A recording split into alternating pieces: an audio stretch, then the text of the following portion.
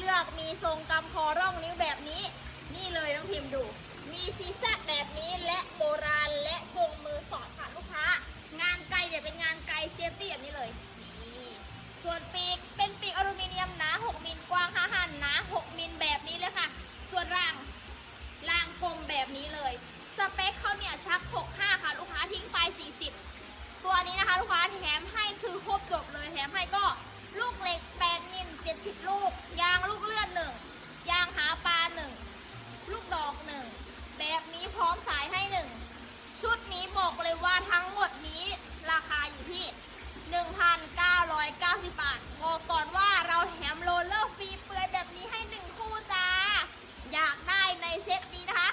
คอมเมนต์ใต้คลิปนี้เลยจ้า